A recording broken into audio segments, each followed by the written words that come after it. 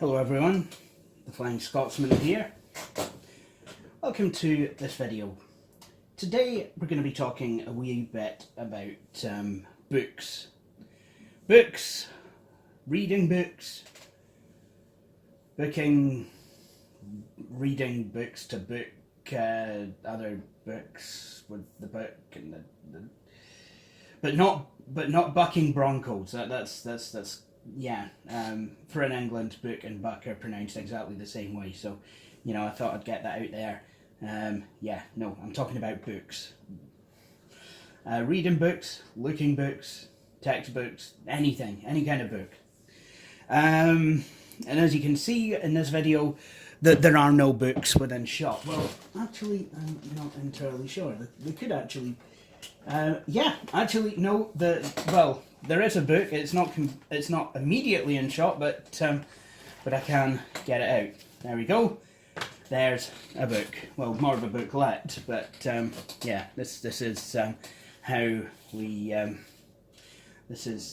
how we restore a Compaq Armada laptop. Which one? E700 and M700.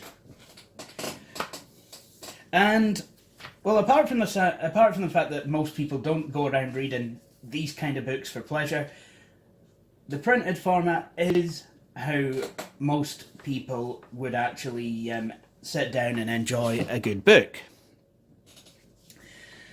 However, what if you are visually impaired and you want to enjoy a good book, but can't actually read this? Luckily I can read the text in here because it's actually in quite a clear font, but like I said before, I mean, this isn't an example of a regular book. A lot of books tend to have much smaller print, which even I can find difficult to read. And, I mean, a lot of people do still have the time to read, they make the time to read. For others, it's not so lucky. It's can be quite difficult to sit down with a good book and read it. So, what have we got for the visually impaired person who wants to read a book? Well, of course, you do have your large print books, but try finding one of those in your local friendly neighbourhood bookshop. We also have, traditionally,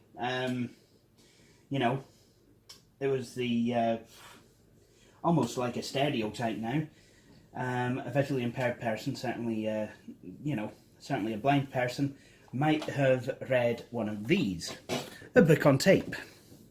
This is Adrian Mole, The Secret Diary of Adrian Mole, and for those of you who don't know, this is what a cassette tape looks like. You had a device, you might not remember this, I mean, people my age will, you had a device called a cassette tape player, which you would put the cassette in, and the audio was on this tape, which the cassette player would spool along, and it would pick up using the heads. Now I'm getting on it. I know most of my viewers will know how a cassette player works. But that is a traditional book and tape, the sort that you could actually buy in your local neighbourhood friendly bookstore. Mostly. Trouble with this, and a lot of other audiobooks that can be picked up off the shelf, is they're oftentimes abridged. Now, fair enough, you want to abridge a book, it takes less time to listen to, and the poor soul who's got to read it out doesn't have to read as long. But you're not getting a full book. I'm sorry, you're just not. I mean, it's almost like going to see the film of something that you've read. You know there's going to be bits missing, but sometimes you kind of just feel that the wrong parts are missing, or parts that were pretty good were missing, and it's just it's not the same. I mean, I got for example, I've listened to Bridget Jones's Diary, I found it when I was 13 years old on an abridged onto audio CD. You know, very nice. Obviously, being 13 years old at the time, you know, being a 13-year-old male, the idea of Renee Zellweger getting her rocks off did seem kind of exciting. Right. But,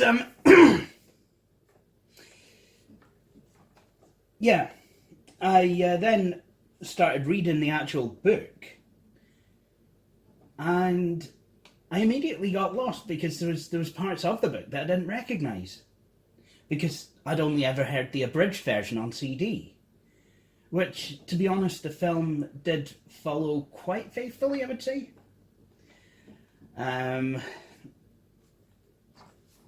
But the book, you know, was quite a wee bit longer. So, obviously now for visually impaired users, well, actually, this was not actually meant specifically for visually impaired users, but it is very useful to have if you are visually impaired. Oh, bloody hell. It's a Kindle with a battery that doesn't really like to hold as much of a charge anymore. Yeah, thanks for that. So, I mean, I can show you the Kindle app on an actual Kindle Fire, which we have over there. But this is a more classic Kindle. And, you know, it doesn't have a backlight. The screen isn't paper white on this one, but it is quite light, you know, compared to, well, it's quite light, and, you know, it could kind of stack up to, you know, the pages of a book. Unfortunately, it can cause some people headaches, but, you know, I've been quite okay with the Kindle. It's an e-ink display, so your eyes don't get strained looking at a bright LCD display, backlight one. Although you can get Kindles that do have a backlight, but you don't need them to actually just operate in normal light like this. I mean, it's very sunny today, beautiful summer day. This device is kind of perfect if you just want to sit out, catch some rays, and you want to do a bit of reading. Absolutely brilliant. What's good about this, apart from the fact that you can store basically an entire library's worth of books on this wee device, which itself is the size of a short story, is you can actually change the font size. So here we have another type of Kindle. This is an Amazon Kindle Fire. Some of you may remember me unboxing this in one of my TFS Christmas videos, and yeah, I've had it now for 6 months coming up, and it's been absolutely brilliant for what I've needed it for. And I've even got the Google Play Store running on it, because, I mean, essentially this is just an Android tablet. And actually, this particular tablet doesn't have Kindle in the name anywhere, but it does obviously come from the Kindle Fire range of tablets. It does come from the same family. This is the Amazon Fire HD 8. And it does, like all the Fire tablets before, it does do Kindle duty as well. In fact, it's kind of woven into the interface. You can get to it, you know, even from the home screen, and it's not just a Kindle icon. There's, you know, your mostly read books on your home screen. So I've gone into the Kindle app on this. We can take a look now. So, you know, as you can see, there's all kinds of books available on here. What I think I will do is I will adjust the orientation, because when I use it as a tablet, I like to use it in landscape mode, but when I use it as a Kindle, I like to drop it into portrait mode. And there we go. We have the Rob Miles C Sharp Yellow Book 2009. Capture passages, yep, we've got that. We can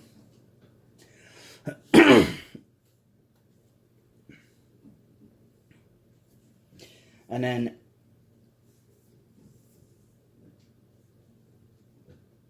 it's asking me if I want to review the book. Not quite. I don't ever remember finishing this book, so that's a load of nonsense.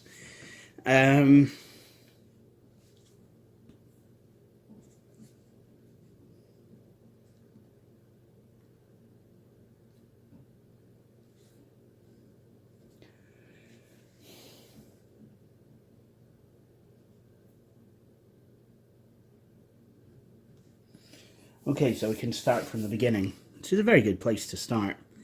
You've got your table of contents, very nice, and I don't know why this has reset itself back to default settings, but there we go. Do a lot of programming and force yourself to think about things from a problem-solving point of view. So as you can see, we've got the pages of the book.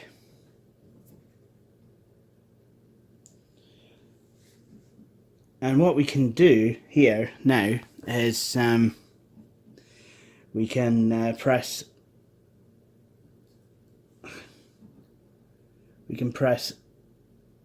this button, which will allow us to change the font size. So as you can see, you can go quite large. And I've chosen the font Helvetica because it's a sans serif font, makes it clearer and easier to read. And there you go. We have the book. Now this particular book is used in Hull University's, or was used in Hull University's programming classes. The programming module 08101 back when that was a thing. I don't know if it is anymore. Things change over time. It's been a long time since I was there. And it's available. It's been made available on Amazon Kindle, and I bought it because it's a good programming resource. You know, it's a great way to stay in shape. So that's the Kindle. But what if you're actually after audiobooks? Well, you could subscribe to audible.com, which I think is now under the Amazon bubble. Keep Jeff Bezos happy. I'm not going to start trying to ill-talk Amazon on here. Although in the UK I do wish I'd pay their taxes. But what we will talk about is the Calibre audiobook library. Now, what is the Calibre audiobook library? Well, it's is a library of audiobooks. But what makes it different is that you can loan out books. It's like the old Netflix model, if you will. You know, when Netflix was still a DVD delivery service, Netflix would post you out a DVD, you would watch it, keep it for as long as you needed, and then you'd post it back, and then they would send you out another one. And so it went on. Well, this is essentially what Calibre does. You get these audiobooks in the mail. You listen to them. There's your address on one side of this label, and then Calibre's on the other side. So what you do when you're done, you flip it over, put it back in, and then you put it in the post box free of charge under because it's under Articles for the Blind. So that's the envelopes. So how do you get your audiobooks? Now, I've been a member of Calibre. I was a member of Calibre up until about 2004, 2005, when I cancelled my subscription because I didn't feel that I could do it. I didn't feel like I had the time to actually listen to the audiobooks because I was under a lot of pressure from school. But I rejoined a couple of years ago and have been quite happy with the service ever since. So what I've done, so obviously I rejoined, cost me £35 because I'm registered visually impaired. You know, and that's the thing. I mean, I think you have to have some kind of disability that impairs your ability to read, and then you become eligible to join Calibre. And I think for an adult it's £35, and you can join online, and then they will send you out audiobooks, which is very nice. So how do these audiobooks get to you now? Well, nowadays, got a couple of formats. You have the Billy would like this one, Back to the Future 2, the book. So they can send you out an MP3 CD. Now, what an MP3 CD is, it's just a regular CD, but with MP3 files on it. And a lot of, there's been a lot of modern, CD players and what have you that have been able to play MP3 CDs for a while. Even some car CD players. Not that your average Calibre subscriber would have a driving license, but well, someone might. I know that I had an ex whose dad drove a Kia, and that had an MP3 CD player. And that was in 2005, 2006. So there you go. So that's the MP3 CDs you can get. You can also get, as well, these books on a USB key. So literally, what you do is you put it either into a computer or into a player that's capable of doing USB keys, and then so I will demonstrate. I'm not obviously going to play any samples from the book. My goodness, they're splashing out USB 3. I'm not going to play anything from the actual book itself, but I can show you. If I go to my Denon stereo, which has USB playback. Please return this book to Calibre as soon as you have finished listening to it. We will then be able to send you another book. It will play the contents of the USB key. There we go.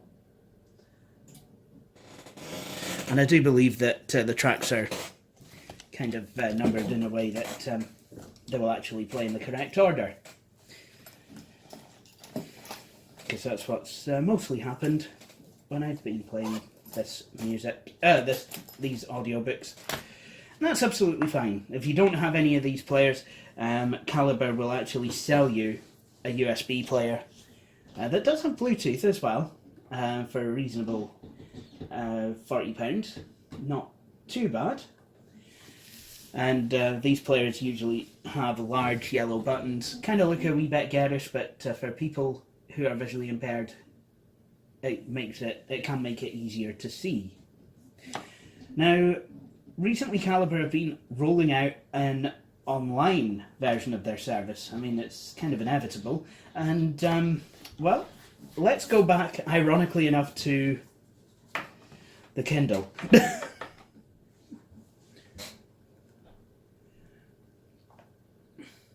Now, I'm not sure that this is on Amazon's store, but because I've got the Google Play Store on here for the moment, Google are going to come and get me, I know they are. Because I have the Google Play Store on here at the moment, I've been able to download this app. So let's go and find it, see if we can, and see if we can. Yeah, sorry, I know this ironically is can be quite difficult to see. Now again, I can't really play you anything from the books, but I can show you the app.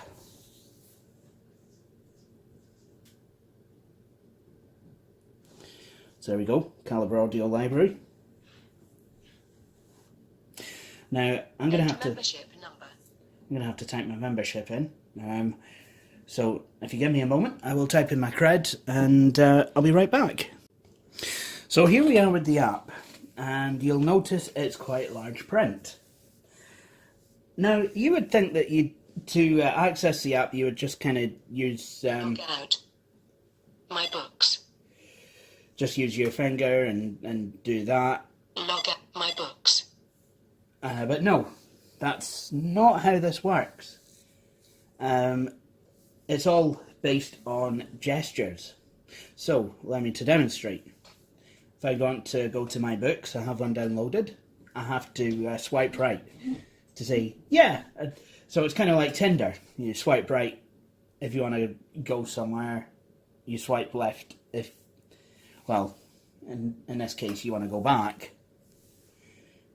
So, swipe right. The Secret Diary of Adrian Mole, aged 13 and 3/4. I've not enabled speech. This is how this app is. So if I wanted to listen to it, Player.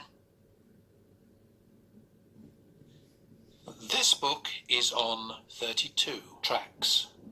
Pause. so there we go.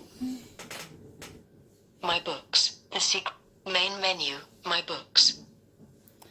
So I can also search for books in the library. Not everything they have on tape is, tape, CD, or what have you. Not everything they have on physical media is online as yet, but you can either look at Categories. Loading. 20th century categories. classics. And I don't know why the sound gets louder and quieter. It's kind of a quirk. I just Finish. thought, Download all books. will you shut up? I just kind of hope that it doesn't do that during the listening of the audiobook. Otherwise, we're going to have a problem here. So you can have a look at Loading. certain books. A buyer's market. A Clockwork Orange. A Far Cry from Kensington. A Girl in Winter. A Handful of Dust. A Lady and Her Husband. So there's all kinds of books at your fingertips here. 20th century. Main menu. Or- Categories. Author's search. Author's search. You can search for an author, and this is where I feel I need to show you one of the program's weaknesses. Now, I understand that it works like an iPhone with voiceover on. You know, you press a key and then you double tap it to type it. But if you look at the keyboard, you'll notice that the letters are not actually... Well, I mean, look at that. Main menu. Oops. Author's search. QWERTYUIO, and then P's on the next line. And I know why this is. It's because I have the rest of the Android operating system set to large text, as most people who would download this app would. Now, I know what they've tried to do. They've tried to make the app large text anyway, which, you know, I do appreciate. But I think there should be an option just to kind of have it as a fixed size, or, you know, kind of have it sized differently. I mean, yes, I do want most apps to actually conform to the Android text size.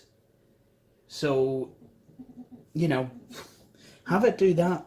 Well, have it do that, but, you know, with a wee bit of a better design. You know, or if a user doesn't need, you know, the talking keyboard, you know, why not just have more of a regular app so that, you know, the reader can use their own voiceover, talkback, whatever, that they use to access their phone's narrator, even. Well, it would just be voiceover or talkback, because this app is Google and Apple only. So if you're on a Windows phone, you're plumb out of luck. I'd hope that they bring kind of an app to the Windows Store and the Macintosh that would let you kind of access your Calibre audio library, or even stream it online. But let's say I want to search for an author. So let's search, I think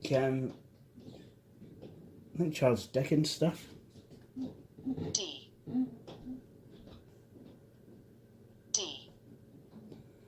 I.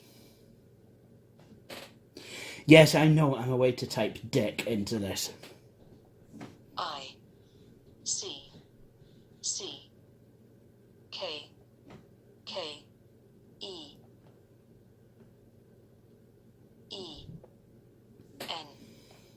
N. S.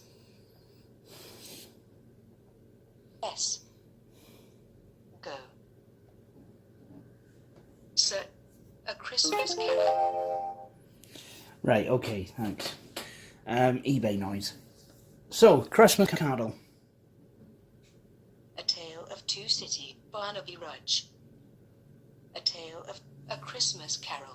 So if I wanted to download that, if I could swipe right, it would play me a sample, and then I could, Loading. Pause. Right, I don't want to... Buffering. Scrooge had offered pause.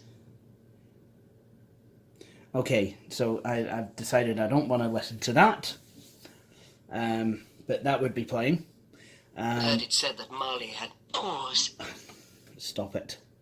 So I think I'd swipe once again to the right. Do you want to borrow a Christmas Carol? So I can either... So then I could choose to borrow it. If I swiped right again, it would download.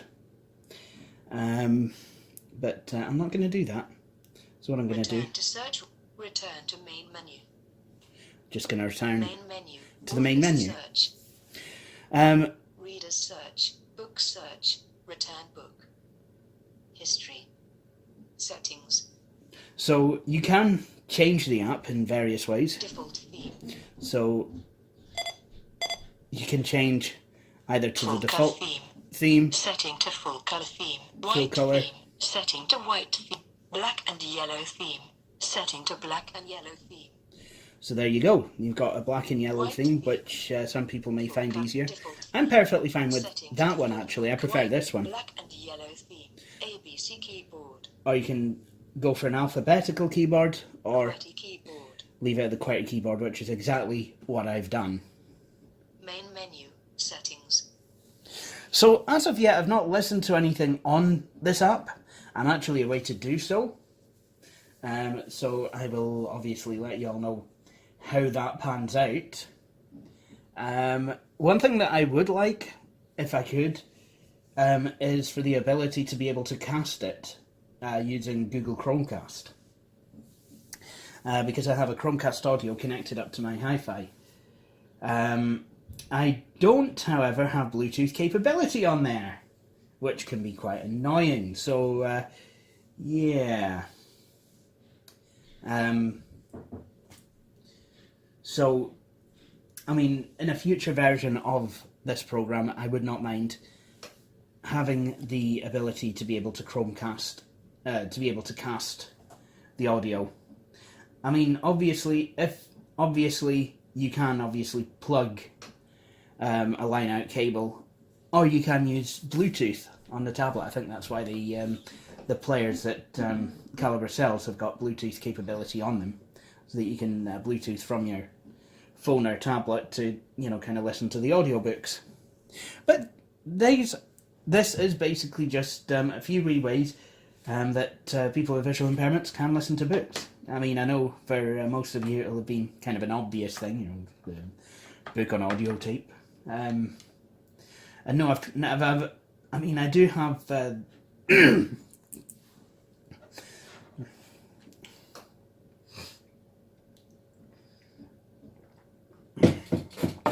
I do have Adrian Mole as an ebook, but no, I have never tried to read along with the audiobook version. But with that said, with that all said, I'd like to thank you all for watching. I feel that I should end this video here, so thank you all for watching, and please join me for my next one. Judy bye.